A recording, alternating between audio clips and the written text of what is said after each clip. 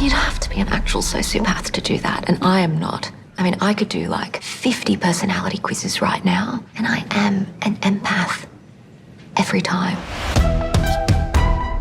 So I just came from watching Apple Cider Vinegar on Netflix. It premiered on 6th February 2025, and it's a limited series with 6 episodes. This is going to be an non-spoiler review of this series, not going to have any major details about the show in case you haven't seen it.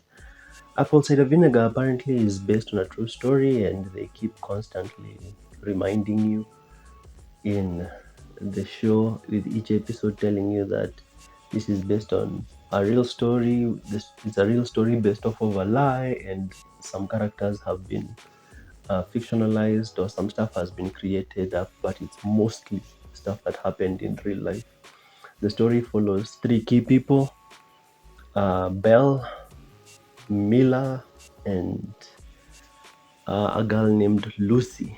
And also there's a 4th character who isn't as main, but her name is Chanel, who is supposed to be like a friend of Belle, but then she slowly, gravitates more to Mila.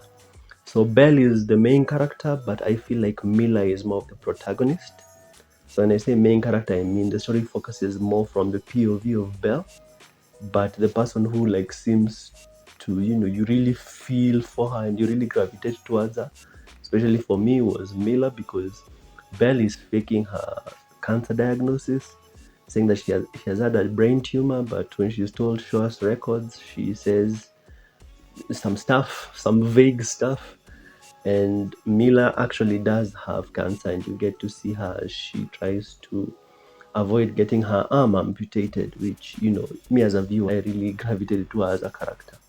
There's another character called Lucy who has breast cancer. She's a fan of Belle because Belle creates this app that has alternative medicine and how to eat right so that you can kill cancer. You also get to see her with her journey.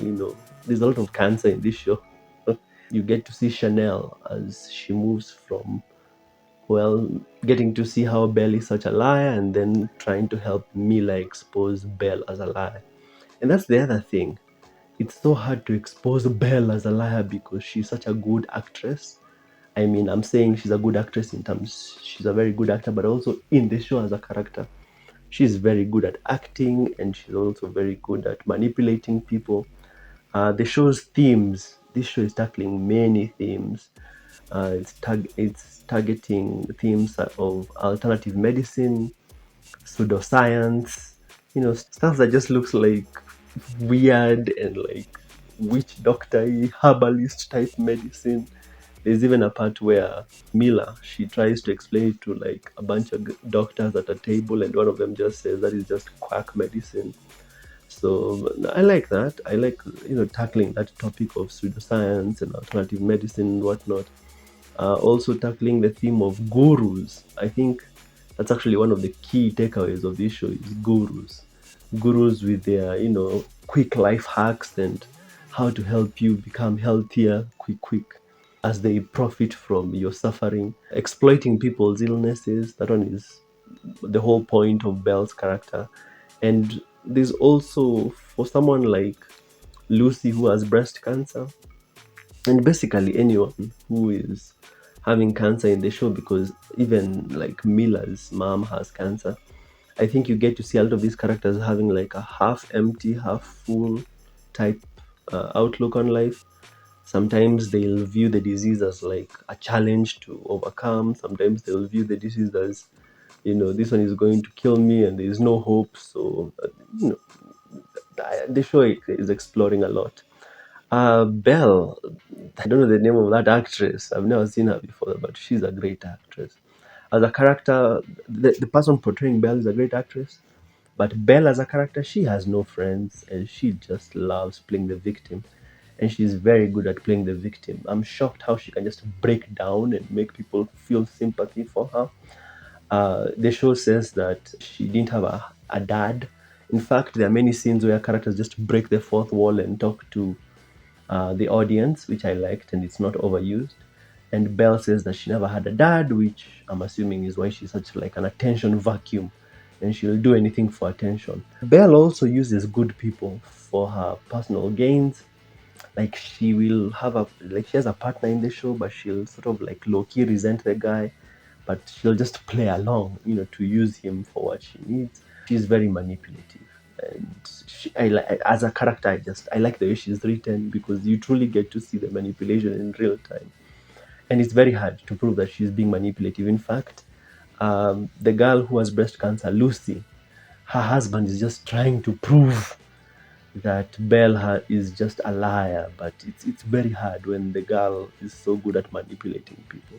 The whole show is tackling the topic of faking illness for clout.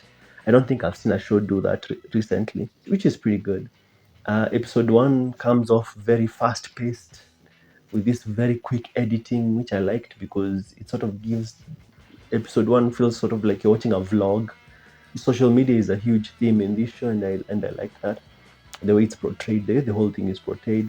The show has really great pacing if you end up getting invested in these characters because the show goes back in time to flesh them out. So you end up getting invested in everyone from Camilla's mom, Camilla herself, Belle, Lucy, Chanel.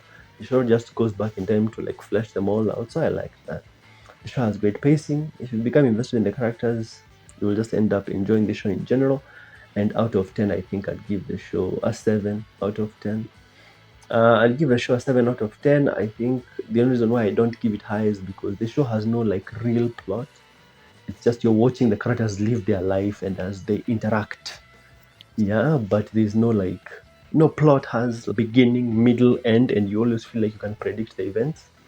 But here in Apple Cider Vinegar, you're just watching. In fact, the show begins with like a whole recap of Belle gaining fame, getting exposed, which should be like the whole story, but it's not. You get to see her living her life and manipulating people. So, yeah. Other than that, I think I'd say it's a pretty good show. It's actually a pretty good show. I give it a 7 out of 10. If you enjoyed this review, make sure to smash like and subscribe. If you have not watched this, please go watch it. I didn't want to give any spoilers because it's definitely worth your time to go watch this. It's a very bingeable show. And if you've watched it, please make sure to comment below and tell me if you're watching from Australia by any chance. Thank you so much for being here. Make sure to smash like and subscribe. I review a lot of stuff from Netflix. Then on the screen, I'll leave other reviews I've done for Netflix shows and movies. Make sure to check them out. Leave your comments below, and then I'll see you in the next one.